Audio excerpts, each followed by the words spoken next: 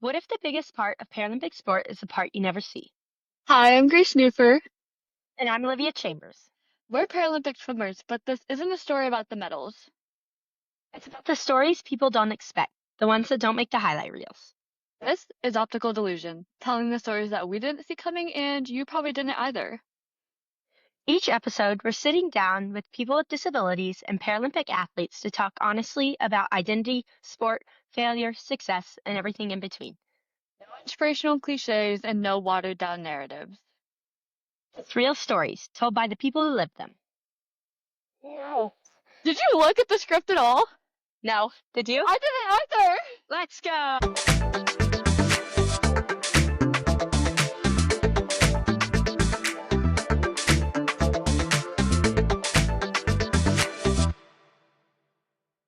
Welcome, everyone, to our next episode. Today is really exciting because we have one of our teammates on, and she's kind of new to the para scene, but she has showed up with a bang. She is a four-time World Championship gold medalist. Here is Katie. Oh Thank my you so goodness. much for joining us today, Katie. Thank you for having me. Nice.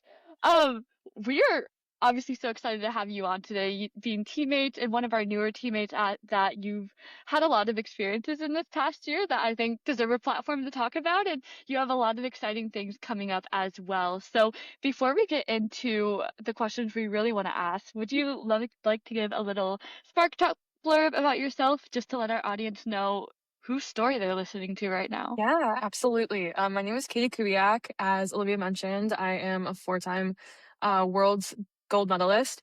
I am an S5 para swimmer, and I have congenital myopathy, which has caused some other core morbid conditions that affect my physicality and my disability as well.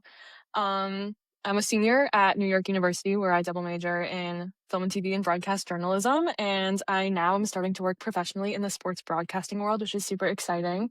So yeah, that's my little get to know me blurb. NYU, how has that experience been? That sounds like a cool school to be at.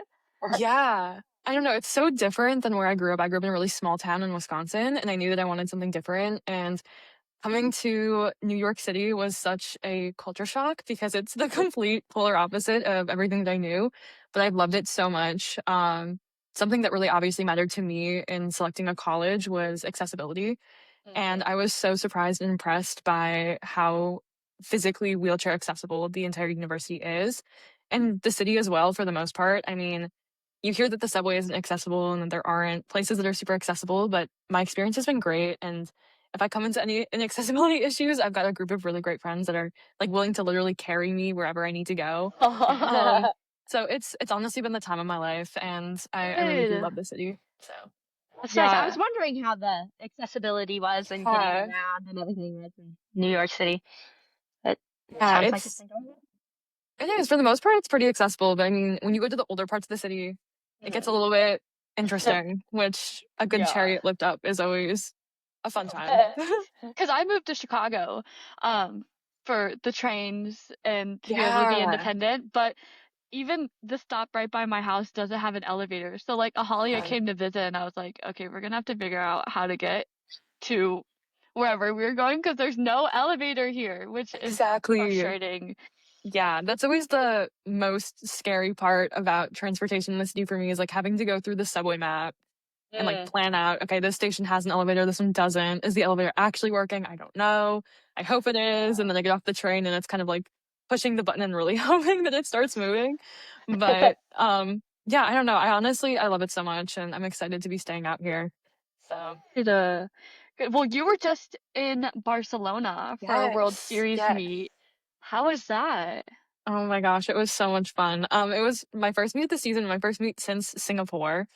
So I was kind of coming in with the mentality of whatever happens, happens, no pressure, just have fun type thing. Um, Definitely wasn't expecting to swim best times or anything of that nature. So seeing some freestyle best times was really fun. Was talking to my coaches. I think those my 50 and my 100 free were two times that I haven't been able to get down in like a year. So touching and seeing those drop was super fun. And then I think Yay! we sent like 10 athletes out. So there was just such great team atmosphere. so many people to cheer for, so many people cheering for you. It was a lot of fun. It was great. Yeah, that sounds fun. Barcelona is one that I want to do, but Grace and I are looking forward to Berlin here in a few Ooh, weeks. That'll be really nice. exciting. I feel like we're probably both going in with the same mindset of, whatever happens, happens. I was Like, gonna Right. say, it's encouraging to hear you say you had that mindset and did really well, because that is yeah. definitely like, have not competed since World, don't Yeah, know what I'm getting myself exactly. into. Exactly. Yeah, Well, I with think just taking nationals, sorry. No, you go, you go, you go. I was just say with nationals being in like the summer now, we don't have anything Yes. for the later months, so it's not like we had any chances to compete. So, Right. but I'm sure a break is good for everyone from competing and just focusing on yourself for some time. No, exactly. I know. I feel like having the couple months off is nice, but at the same time, it would be nice to have a meet at the end of the year just to get in, do something, have a benchmark. I don't know. Because I See feel like coming everyone. in, yeah, exactly. Because I feel like going, what was it, like 6 months or something like that, Yeah. Yeah, without seeing anyone, without getting in the water to race. Like it's kind of weird, to be it's honest. weird. So I don't know. I'm excited for you guys. Berlin sounds amazing. I know a lot of people are going to that one too, so it should be. Yeah, we got a big group. Should be We good. Yeah. do. No, but it is really weird going like 6 months without seeing someone like your closest friends. Yeah. Like, I No, oh, hey, know. exactly. you go from spending Exactly. every minute together. Like Yeah. in Paris, Grace came out here, or before Paris, Grace came out here. So like we had spent like every minute together for like 6 weeks, and then it was like, all right, bye, see you. I was like, I don't oh, Oh know my when. gosh. yeah, Yeah, that was hard. yeah, it's It's kind of nice insane. though to have this like down year to regroup, Mhm. because like next year and then 2028 things are gonna Yeah. pick back up again. Oh yeah. No, It'll totally. start to get crazy. I am so excited for you, Katie, because you were on the scene yet for Paris. When Yes. was your first para meet and how did you get into para swimming? Yeah. So my first para meet was actually March of 24. Okay. So I missed the sign up deadline for the Indianapolis World Series that April because it was like the end of March, Mm-hmm. which basically meant that once I swam that short course meet, my season was over until nationals because all the other deadlines relied on each other. Mm-hmm. So I swam in March and then I didn't swim anything until December. Or so small. I swam Bill Keating in May, Okay. but then it wasn't anything until December. So it was this really weird year of okay, like I just got started and then actually everything's gonna be on hold. Um, and then we're gonna hopefully keep progressing. Mm-hmm. Um, but everyone thinks that 24 was the first year that I started swimming para, which is true. It was the first meet that I swam, but I actually have been swimming since 21. I actually watched Team USA compete in Tokyo, and being somebody who was like a lifelong competitive swimmer, it really reignited my spark and my love for swimming. Because I got to watch a lot of athletes who had stories that were very similar to mine and who had impairments that were very similar to mine.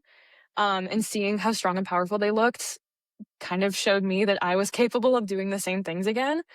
So I started training more as like a form of therapy in 2021, the summer of 2021. Just wanted to do it for fun, wanted to see if it was something that I could fall in love with again. And to see if it was something that I could figure out as my body was changing with this progression in disease. Um, I ended up falling in love with it. So I kept training kind of by myself through 2022, 2023. And then once I decided that, hey, you know what, maybe training again is something that I feel like I still have in me, kind of feel like I didn't get everything out of swimming that I had hoped for. Let's give racing one last shot and see if anything comes out of it. That's when I signed up for a meet, which was 3 years later in 24. So a little bit of a long progression into finally deciding to race again, but it definitely was a decision that I came to with the thought and the ideology of I want to be doing it, knowing that I'm doing it full of love and full of fun, and that's been my grounding principle. So it's been really great. I am so glad you took the time to really like progress through that at your own pace and not rush anything, because I feel like that is so important to setting yourself up well to now like being in this space where you are racing and you have Yes. meets and there's big goals coming up. I think like you said, slow progression, but I think so important to set the foundation moving forward. And it sounds peaceful, like coming to the conclusion of being like, yeah, you know what? I think I'm ready to race again and give back to this sport that, had given me so much love, and I've found love for it again. Like, I, everything you said, I was like, wow, that sounds awesome. I mean, as you guys know, swimming it can be a very rewarding sport, but also a very brutal sport. Um, it's a very mentally tough sport, a very physically tough sport. And yeah, I just really wanted to make sure that there was a foundation that was strong enough to really hold up the sort of swimming that I was hoping that I'd have the opportunity to do. Um, and I don't know, like I think longevity is something that people talk about, but we don't really talk about how to support it and build it up. And so I think, yeah, for me personally, it really looked like taking the time to internally think about what I wanted sport to mean to me, especially as somebody who was coming back to sport around the time that everyone was sort of retiring from it at like the collegiate level. Um, so yeah, I don't know. It was definitely a needed process. Yeah. I feel like just in life in general, everyone thinks like there's this one timeline everyone has to follow. And if you're not Yeah. following it, you're failing. And I feel like especially after graduating college, there's always that next step everyone thinks you should take. Like, after high school, you go to college. After college, you go to grad school, get a job or whatever. But Right. like and still doing sport, I feel like a lot of people think that's such an interesting path. So just hearing that, like taking your time and deciding what you want to do, like life doesn't have to be this big rush. It's No, like exactly. here. Exactly. And Yeah, I it's, think no, you go, you go. nope. No, I was just gonna say, like, I think, like, retrospectively, that was kind of the beauty of this progression in disease and my disability was it really did force me to have to slow down and really appreciate the day to day and like what life is and means and that my timeline isn't the timeline that other 22, 23-year olds might have, and just because it's different doesn't mean that it's wrong. And even just looking in the world of sport, like my timeline is definitely not the same timeline that people had coming back to sport. But that doesn't mean that it's wrong. And I think that that's been a really important process for me to come to terms with just as a disabled woman, progressing through adolescence and then my teenage years and now early adulthood as a disabled person and then as an athlete as well. Yeah. And it seems like it's worked out pretty well for you coming home from Singapore with Yeah. 4 gold medals. And how many world records do you have at this point? I think 6. I think 6. I think. That is That's awesome. insane. Guys, we're in Yeah. the presence of a goat. Literally the greatest. You're too Like, sweet. Thank you. no, no, keep going. No, keep going. No. Wait, I'm gonna backtrack just a little bit because as I was like Yeah. listening to you talk, we've discussed this with a couple people that like we're obviously teammates and we've gotten to know each other over this past year, but we really don't know each other's disabilities. So like, Yeah. were you born with this? Like, when did your disease start progressing and things like that? Yeah. I have a form of congenital myopathy, which means that I was born with it, but it's late onset. So I didn't start showing symptoms until I was 9 years old. And then once I was 9, those symptoms started to progress. And then those symptoms of my core disease, the congenital myopathy, started causing secondary conditions and then tertiary conditions that affect my muscles and my nerves. Um, so there's a lot of compounding factors that have kind of just built over the past now decade and a half, um, especially. So yeah. Thanks. I was sitting there and I was like, I can't remember if like, if she was born with this. Like, I don't know. I totally Yeah. forgot. So yeah, congenital but later onset. So Makes sense. Following Gotcha. now. Now we know. No, it's so funny because like we've had Morgan Ray and Ahalia on the show, and they say like what their diagnosis is, and I still can't repeat it back to you now. I'm like, oh no. I Too can many give you some, science technical terms that I'm like, yeah. those like went in one ear out the other. I can barely keep track of my own. Like I don't Right. know, I'm like girl. at this point I don't even know what And then with a team of 30, you're like, oh Like, gosh. oh, guys. like I think I know how to Crazy. support you, but I couldn't Couldn't tell anyone what you have. Nope. I'm like, I know that you have like a visual impairment, but don't ask me what kind. Right. Fair. But I've really enjoyed hearing everyone's stories because even like you're Yeah. newer to the scene. I've um saw you around at the first a few meets and then I feel like we really connected in Singapore at Worlds. Yes. But it's like even now, like I guess I didn't really know your story yet and like what you've put in the swimming and how it's like given back to you and it's been like a full circle moment for you. Mhm. So it's really cool and I'm sure our viewers and listeners appreciate it as well. But like actually understanding the process and the story and the grit that has gone behind those 6 world records and those 4 world gold medals because it Yeah. wasn't just like you showed up to the scene and like but it was like the progression of Right. Katie the goat. Yeah.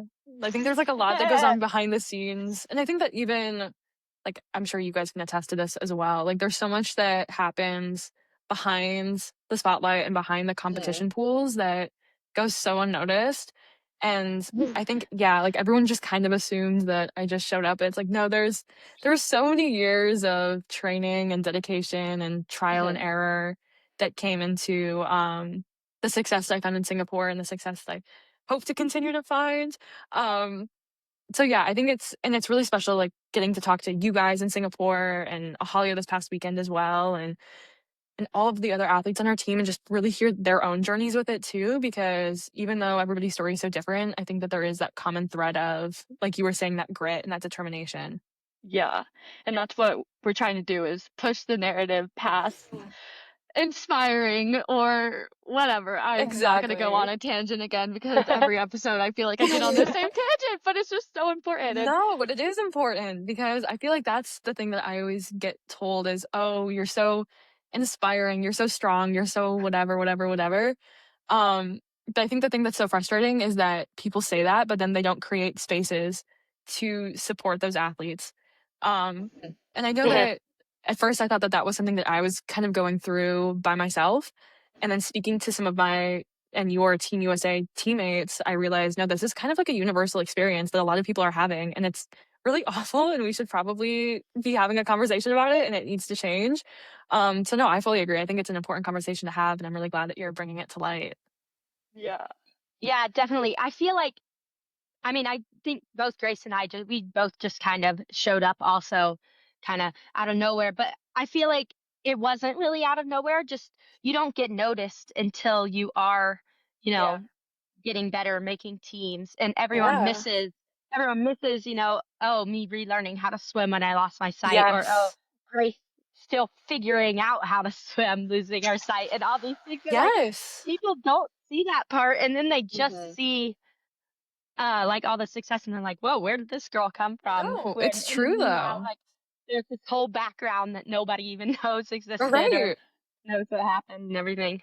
Because that's the thing. Like I learned to swim when I was 2 years old. I started competing when I was 5, and then Oh. my disability started to become apparent and progress when I was 9 years old. And that's at a time when I think, you know, you start really committing to a sport. And so I was training more, and I'm watching all of my other teammates develop like muscles and, like bulk up in ways that I just wasn't. And so I was like, okay, maybe I'm doing something wrong. Maybe it's whatever.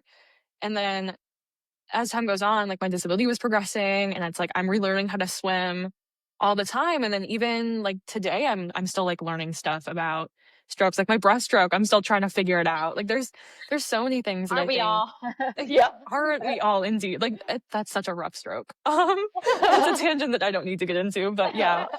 But it's true. Like I think that there's so much learning and relearning. Like the relearning process for me was definitely the most emotionally and physically tough. Um, but that's like a process that is completely behind the scenes. That's something that, nobody was there for, nobody really saw. But I think it was so formative in this like period of my athletic journey. And yeah, like you were saying, like a lot of people think that you just kind of pop up and it's like there's this accumulation of events and learning and training that goes into it that really does go unnoticed. And what you were saying too, like it's so easy for people to give space to the medals and the records, but it's Right. like they don't really care to give space to with For the the actual journey. story or the way in Yes. which you need support, or it's like they're flattening the Right. complexity of your experiences into one medal, and then it's like moments over and you're left again without a space to grow or a space to advocate Totally. or a space to be like, hey, so this actually needs to change because people with disabilities are still 5 steps behind and that gap's getting Yes. larger. Yes. And I think for me that was such a big part of my experience coming into the early stages of para was that I was not receiving, support athletically from like the school standpoint. Like I didn't have the opportunity to swim in college. I didn't have like a place to do that. And I think that that's the experience that a lot of para athletes, especially people in the mid to lower classes, tend to experience. And I know that this gets thrown around a lot, especially with like women's and para sports. But it is true that if you don't have spaces to grow these athletes, it makes it a lot harder for them to see themselves represented and perform at the elite levels and at the top levels because, when you graduate from high school and you don't have somewhere to go for college, having the resources to keep training and to make it to that next level becomes so much harder. Um, I know that was the case for me. It's also just really mentally tough to have to show up for yourself every day, which is true across all sports, even if you are with a team or not. But yeah, I mean, I would love to see greater inclusion of para sports on college campuses. I mean, I know we started doing it with outdoor track and fields. What was it, like 2 years ago? By running like wheelchair heats, which I think is great. I think that that's a great first step, but I think that we can definitely expand it, and I think it needs to expand because that's a resource that I think can be implemented and should be implemented to help grow this representation for parasports and to really help support our athletes as they try to, go on to the top stages to represent the country and, Yes. achieve the same parallel goals that all the Olympic athletes are. Right. Right. And I was at this event a few weekends ago. I was sent out to the NCAA D2 Swim and Dive Championships. And, NCAA has the Olympians made here and the Paralympians made here And I'm like, slogan are that they Paralympians use. really made there? And they plaster it everywhere. So I'm talking Yes. to people and they're asking me about my experiences in the NCAA. So on one hand, I'm like, oh my gosh, like when they say Paralympians made here, like I cannot agree with that more from my Yeah. perspective of, hey, my Yeah. college team built me up. My college team supported me. Those girls wrote Yes. me good luck notes. I never went to a para meet alone because I knew I had a Oh team my of 30 gosh. girls backing me. But that is where my heart breaks because if you're too disabled to Yes. make an NCAA team, then you are left out of those experiences and you are still Yes. expecting those people to go compete on world stages and bring back our team medals and Yes. including them in the Paralympians made here when they don't even have spots to Exactly. be And in these environments. that's the Oh thing my that gosh. frustrated me so much because now as like an S5, I'm not like I don't hit NCAA times. Let's be so Yeah. honest. Like with the amount of my body that just doesn't function, it's impossible for me to hit able-bodied times. It just is. And so being told that, oh, I don't meet like high level of competition or specific performance standards required of like certain teams, it's like, yeah, of course not. But you Right. have to look at it equitably because that's Right. like those are the standards that I need to be hitting. And the truth is like if I'm competing at the highest level that I possibly can be, and if I'm, hitting marks that are impressive in the world of para, that's a standard that I think should be potentially implemented in like NCAA swimming, collegiate Yeah. swimming Yeah. for athletes that, especially with like physical impairments that cannot hit able-bodied times, that enable them to still have the same opportunities, resources, what have you, to potentially go on to hit the higher levels of swimming in the Paralympic arena. But I don't know when and how that'll happen. I hope it does. I know that it's not something that is going to happen in my collegiate time since it's over, but I really, I really hope for the Yeah. next generation I that it's mean, something that gets implemented. it just frustrates me the Paralympians made here when most Paralympians are counted out of that. And also, like, how Yes. easy would it be to actually implement, like, for our World Series meets when we're scored multi-class? How easy would it be to make an able-bodied class and use that in that math for comparison amongst Yeah. the para classes and then have that Or be equitable? or even Grace, like how we talked about with the Sydney, the cross country skier, like the way they do it is able-bodied is like 100%. Their clock runs regular, like a regular clock, and then like their visual impairments are 97% of that time, and so or just something like that. But I definitely agree with all what y'all are all saying, because while I am very fortunate in that I was able to compete able-bodied and be competitive and score points for my college team, and I was able to get all those resources, that pretty much stops at, S13, maybe S10, S12, Yeah. maybe S11. So that's like 4 out of our 14 classes that are able to like even have a shot at No, competing for religion. absolutely. And I So think it's that was just, something that I really had to come to terms with as well, was this feeling of I'm doing all these things that are really like respected in the world of Paralympic swimming, but then I come back to the world of able-bodied swimming and it's not like I'm told that I'm not fast enough or like things to that nature. And I think that mentally it was really hard because it was creating all of this internalized ableism. And I really had to step back and go, no, like what you're doing is impressive. What you're doing yeah. is like good. You should be proud of it. You shouldn't be feeling like you need to be doing more to prove yourself. You don't have to prove Yeah. yourself. And I think that that's the mentality that it starts to create, which is really unfortunate because, sports are supposed to be like fun. Like that's like the That's right. underlying common denominator to me is like sports are supposed to be a fun, hopefully generally accessible experience. Especially because I think most of us are fortunate right now and like in this conversation to have the resources to like succeed in it. But it is really unfortunate because I know like when I was first starting out with para, like I was very lost, didn't really know like where to go, and it would have been really nice like having like a team or somebody to like rely Yeah. on like while I was No, out here, exactly. because my home team is great. Like every time I go home to my home club, I have the best time. One of their coaches is actually a former Paralympian, so he helped me like relearn how to swim. But yeah, like when I was out here training by myself, training whatever, it was just really hard mentally because there was just so much dissonance between what I was being told in the world of para and what I was being told in the world of able-bodied swimming. And I think that verbiage and those ideologies need to shift and become a little bit I closer. am so Oh, sorry.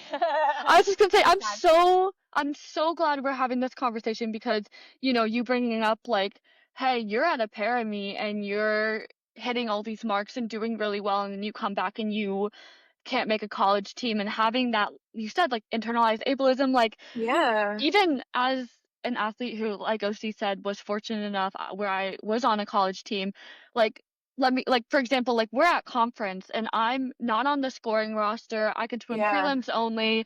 I Let's be real, like I'm the slowest one on the team, right? One of the slowest Right. ones on the team, but I'm at conference breaking American records, and I'm Yes. getting congratulated for breaking these S13 American records and Yes. the 100 fly and the 2 fly, but then I'm also sitting there at finals like twiddling my thumbs, and it's like the whiplash of going from one to the Yes. other, and then it's like hard because on one hand I'm like I'm really bummed that I didn't make the conference roster. It's my senior year, like I've worked really hard, and then on the other Yeah. hand it's like everyone's congratulating me for breaking these American records, and it's just like my self-worth, like the internalized ableism, the like, am I good Yes. enough to keep swimming after college? Like, why am I still swimming right now? But also, where am I in the para space and how am I valued in one and not the other? Like, Right. Like, insane. I don't I know if think you guys have this experience. This is an experience I have, but like every time I go to a para meet, like Singapore or Barcelona, like it is the best time of my life because I I feel agree. like I'd never feel more seen and I guess like the norm, if you will, than when I'm at one of those competitions. And then the second it's over and I'm on the plane home, I'm so sad. And I couldn't understand why that was until I started having this conversation with myself and realizing that it's because like I feel so valued and so respected in those spaces, and then I start coming back to like the able-bodied spaces, and it's this reminder of okay, now I have to go back and prove myself again. And it really should not be that way. I feel like there should be like a common understanding of para athletes are athletes. Their success in the Paralympic arena is success, period. And I wish that it was closer to being that way than it is right now. As disabled people, we should not have to use athletics to prove our self-worth as individuals outside of the field of play. Like, this is so much more than athletics, and I think it's just like, I hate feeling like a charity case. And unless I'm at the top of my game in sports, I feel like a charity case because of how society approaches me. And again, I'm on the more able side of things, so then I just get even more angry. Sorry, OC, I kept cutting you No, off. you're good. You're good. I was just gonna say like something that was like challenging for me also on the more able-bodied side of things is like, yeah, the switch from, okay, I'm at Worlds, now I'm gonna come home and compete again against people who could see. And Yeah.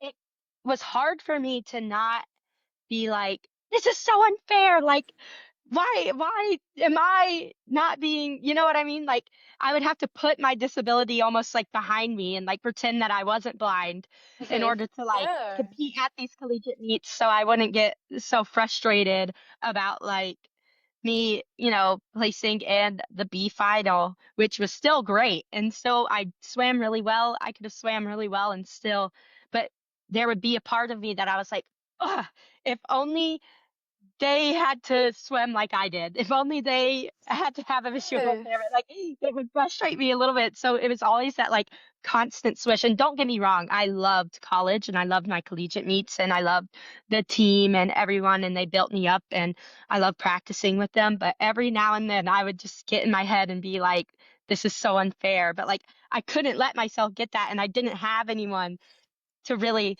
relate to or to compare to. And I definitely felt like coming home from all these big meets with where I just feel like I belong at these fair meets. Like you get there and you just see people like you who've been through similar situations who just understand. And then going back into the world, like the real world almost, I guess, it's just such a Right. shock. That No, it's just that's how my insane. experience was too. Like unfair, the feeling of unfairness in a slightly different way. Like the feeling of unfairness in the sense of like why am I being kept out of a space? But it's the same. And like I went to Singapore and that was the first time. I mean, I had that experience with nationals obviously and World Series meets before, but like Singapore was the first real time that swimming single class against people who had disabilities that were very similar to mine, being like, wow, I don't have to explain my experience to you all at all. You guys just get it. Like this is just normal. Like this, like for our heats, it is what it is, and it's just seen as typical, which was so beautiful. And then yeah, coming home and feeling that sense of unfairness of it's like I just had the meet of my life, and it still is not enough, which it is enough. Which is where like hearing your experiences in collegiate athletics, and I'm glad that they were still amazing. And knowing that there's so many people who did not have the opportunity to swim in college that are talented para athletes of all different classifications makes me wonder. And granted, I'm not anyone who has any say or maybe any knowledge in anything, but makes me wonder why we couldn't potentially run like a multi-class heat at certain events. Like if you can get enough para athletes involved and interested. Just to, garner more inclusivity, garner more growth for the para movement, and then also have that para and para sport really emphasized. But who knows? Yeah, definitely. I feel like, whoops. You got it. I keep talking. Okay. I was gonna say, I think like my college coach Ben, he's also a para coach. We've kind of discussed how the NCAA could like incorporate para, and we were like thinking about if instead of like having different areas of the country being one team and then kind of competing that way for like a nationals or and then integrating it into conferences and things and like para people can score points because college coaches need an incentive to recruit para people and to have them on the team and to give them the resources because unfortunately at least in Division 1 right now, like with the roster limits, like that's only hurting the para space because coaches can't, if someone's not going to score points, then they can't have someone on the team. And it's like at this point, out of the coach's hands. Like it's not the coach's Absolutely. fault. Like if you can only have a certain number of people on the team and your job is to create a winning team and there's no space for para people to like compete on a level playing field and to score these points, then they're not going to get recruited unless they can compete able-bodied and score points that way. And so I think there definitely needs to be like a shift at the higher levels of the, like, I Yeah. guess NCAA, and almost like making it to where I guess para people either could score points or like don't necessarily count against the roster limit or something along those lines to make it Yeah. able. So I think there's definitely a long way to go, but there is a way to do it because we were talking with There is. Mahalia, and they and they incorporate para people in their, I don't even remember what they're called, but in their university games and things like that. So there is a way to do it. We just need people to want to do it. Right. It just needs Um, to be like a systemic shift and a systemic mhm. change. Which I Yeah. agree. Like a lot of the times it definitely is not like coach's fault. Like they're very much restrained by the system that's in place. And it's unfortunate, like you were saying, the roster limits that are in play and the point system that currently exists um, does not really support the Paralympic space. Um, but I do think that, yeah, like I would love to see the shift in the future, and I think it's definitely doable, and I think that it's foundational in growing the Paralympic movement alongside the Olympic movement because that's what it's all about, guys. Yes. And luckily enough, I feel like in swimming, now in other sports might not have the same way, but in Yeah. swimming right now, I think there is a shift in the NCAA and a shift in Yes. making meet different. And so I think now is like, wow, the iron's hot and they're making Yes. While changes. we're making changes, let's We throw need to this one in strike in too. there and get in there, like, because you're hearing about how there's no B finals and people are mad Mhm. about that, and they're changing all these different things to the NCAA meet. I think now's our time, and we just need to get Yeah. the word out there that there's Add not this to enough. the conversation. Yeah. Literally, literally. Which is why what Grace did was so important. And so I'm glad that they Yes. like brought you out there I because know, I'm that's so so I glad you had that important. know. Like, opportunity. That was crazy. No, you and were on their mind. I had some great conversations. I guess I got picked because of proximity. So because I was close to Indiana, they're like, You were a great she can come. option. So I'm like, great. And I'm having these conversations with people, and I'm like, you know what? Like, here's my ideas, and my ideas are getting written down. And I'm like, listen, like, even talking about like adding a para heat, but Yeah. again, that's still separating us. Still separating us. Like we need to be It's so included. tough. You're so right, OC. The coaches need an incentive to add us Mhm. to their roster, whether that's we don't count against the roster cap or we are equitable athletes in this space earning points. Mhm. That's what it needs to be. And That's I the thing. just It needs to be yeah. equity. And I think like Mhm. Yeah. even if there was a way to do it in a way that's equitable, it's like, okay, well, we know that World Paraswimming or like the World Paraswimming has a standard of how to have different classes score points in a multi-class system for like Mhm. things like World Series, things like Pan Packs, whatever. So it's like, is there a way to implement that potentially in a collegiate form where it's like you can score points There and like make a ratio based on classification some way? I don't know. There is so much swimming data. So much data. We have world So much. rankings, world records, Yeah. American records, like list and meets and scores. And you're telling me the brightest minds in sports analytics cannot just figure out one simple math equation so that we're equal. Yeah. I It's personally, so much Exactly. deeper. I It personally is. It think is. it's a like they're scared. You know It's a what I mean? choice. They're And choosing. we know, and I feel like as long as everyone goes in with the mindset the first time of this is not going to be perfect. Like Right. we're gonna have to make changes. It's a No, learning curve. we're gonna get like that's kind of like let's just try. Like, and I just Mm. think that they're scared to just try when in reality, a lot of us just want the opportunity and are open to give suggestions and really just are good at Yeah. voicing what we need. And also, unfortunately, I feel like the results from para events are just kind of hard to find. So Yeah. while we Yeah. do have all of this data, it's not in like Swim Cloud, which everyone, all the college coach, everyone uses. Right. So like you can't go in there and like on paper on Swim Cloud, we're gonna look slow Yeah. Because compared to everyone it's else. based off of able-bodied Yeah. times. So and there's nowhere in there unless you scroll down and look and see US para swimming or like Mhm. Team USA, there's nowhere in there to see A, that you're even a para swimmer at all, and then B, what your classification is. Because you could just Right. search up our name, and if you could pair me and you, well, that's unfair. Yes, we're both para swimmers. You can both probably see that we're para Right. swimmers if you do some digging, but you have no idea that I'm a visual impairment, and then you're in a wheelchair. Like, you know what I mean? Right.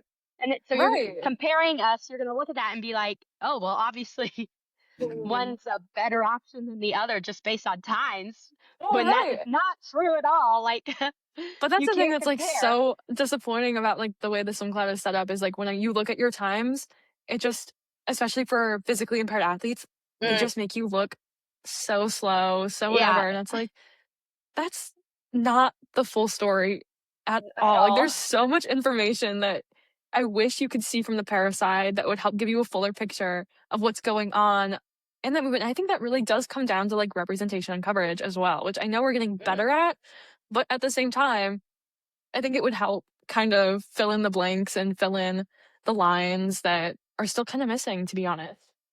Yeah, and yes. it's that this is all a money grab. Everyone just wants money. It's capitalistic society and they care about money over Yeah. our well-being, which is awful because it costs to be disabled a lot. It And Yeah. does. this puts you even further behind an even bigger gap. Can you tell I've Yes. gotten really passionate about this? No, I'm glad you are because I am too, and I feel like I never get to have these So conversations with anyone. angry. I get Mhm. so angry. Yes. Dude, literally the past 2, 3 years, I've been so upset about like the equity, about like all of these conversations around it because it's like I feel like I'm screaming into the void Mhm. and I'm screaming and I'm screaming and I'm screaming and I'm not getting a response back.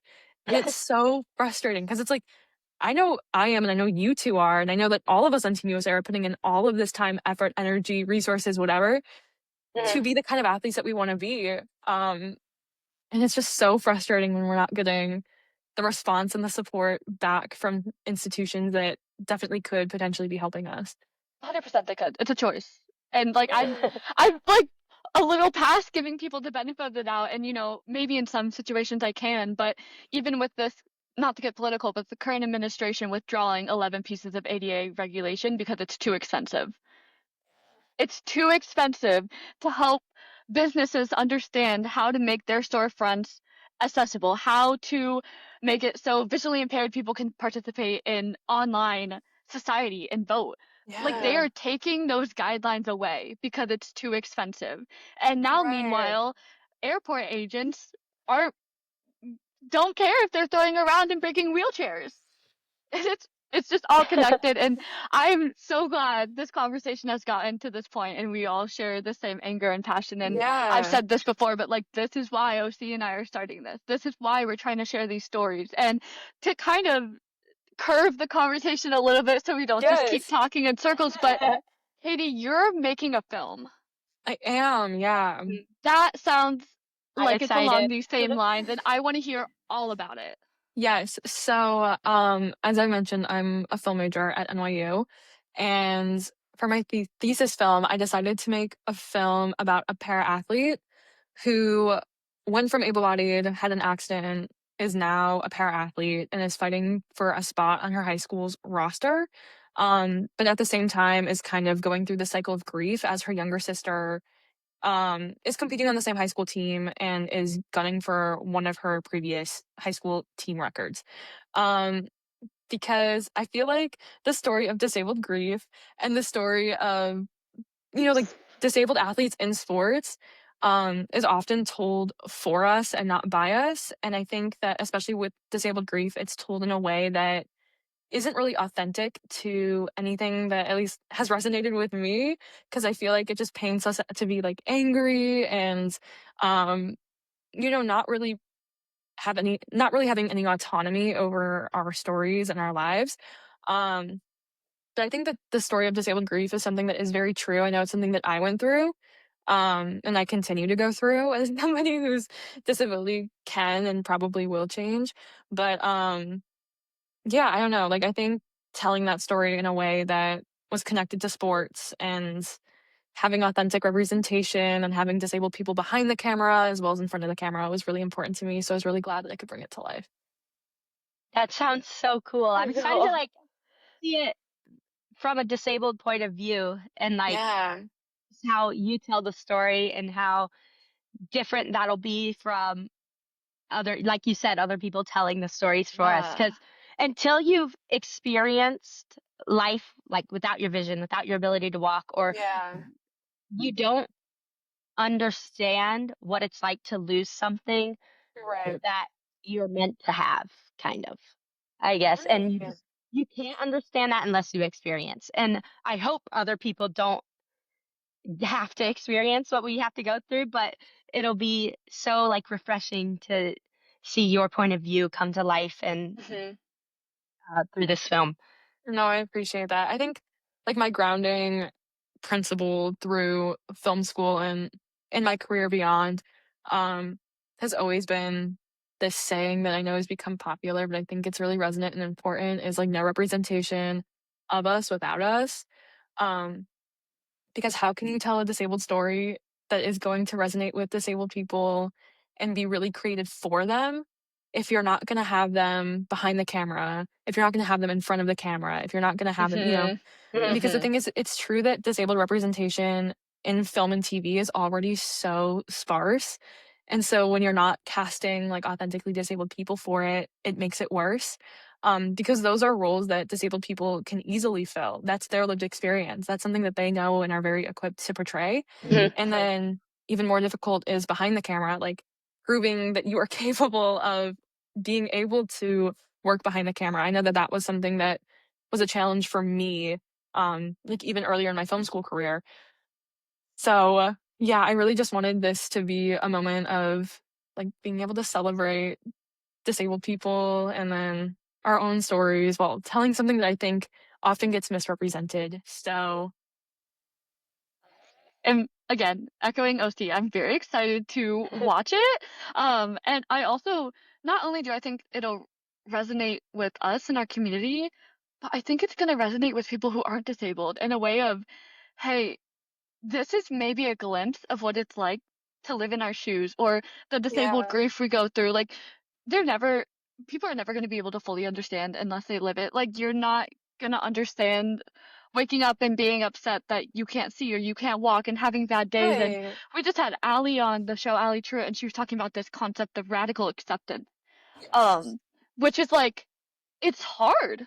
It It's so is. hard. And I think that this film is going to be so important and just being able to show a glimpse of it and expanding the narrative beyond just we can be symbols of inspiration for everyone to feel like their lives Right. aren't that bad, but Right. instead changing it to, hey, we are worth your time and your energy, and I don't care if it costs businesses more money to make this storefront accessible because we are people. We are the biggest minority group in the country. There are millions of Yes. us. And while everyone has different needs, like, we We're the only deserve to be minority group heard. that you can become a part of at any point in your life. So you should Yeah. care.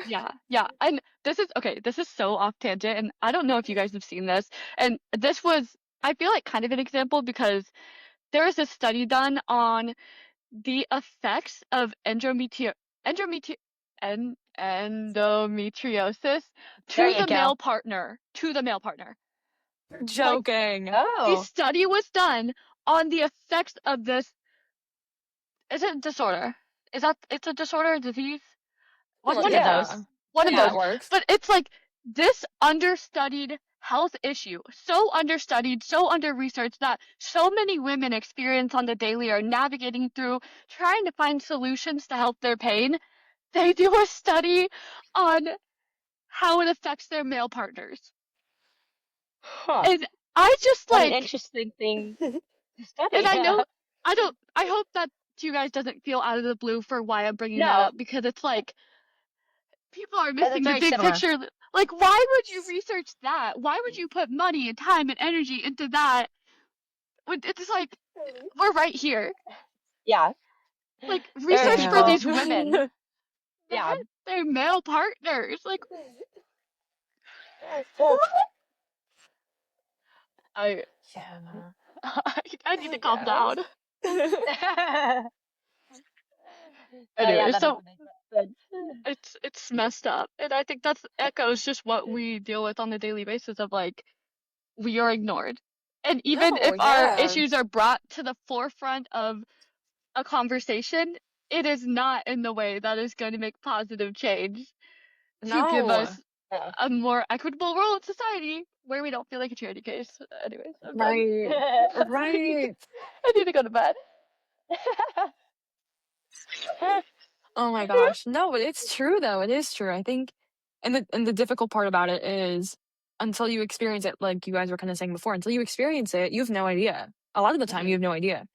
But what becomes frustrating is when all of us are trying to share the experience and say, "Hey, you know what? This is wrong," or "Hey, this isn't supportive of us," or "We need help with this." And there isn't a response of, "Oh, okay, cool. Didn't realize that.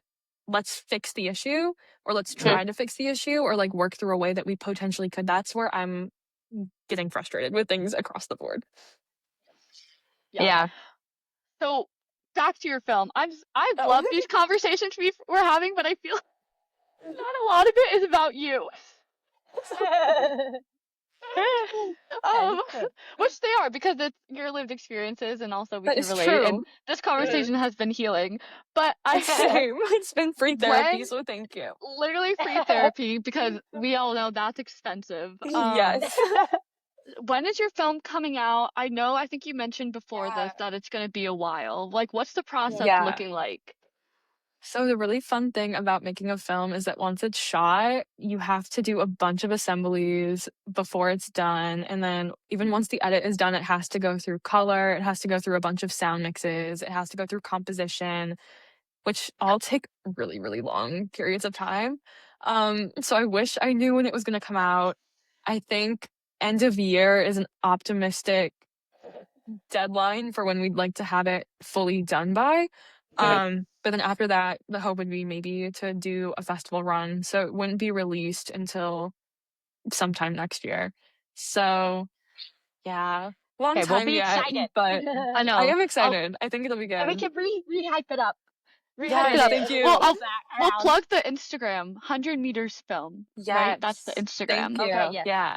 We'll do that. Yes, get that out there. And I I really want to watch it. So, Me too. I'll Thank be excited. you. Thank you guys. I appreciate the support. It means a lot.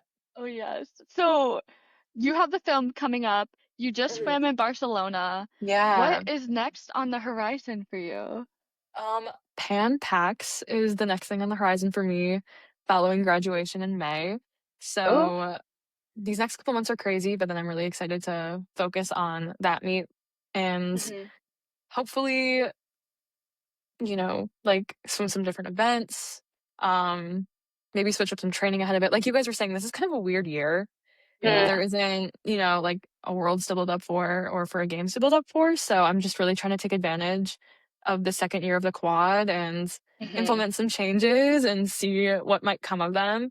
Um, I'm excited to see what happens with that. And yeah, Pampacks are in California, so that is great. Home turf, which is always awesome, and I'm excited to see so much of the team because it sounds like a lot of us are going. Are you guys hopping out there? Amazing. So then I'll see you there too.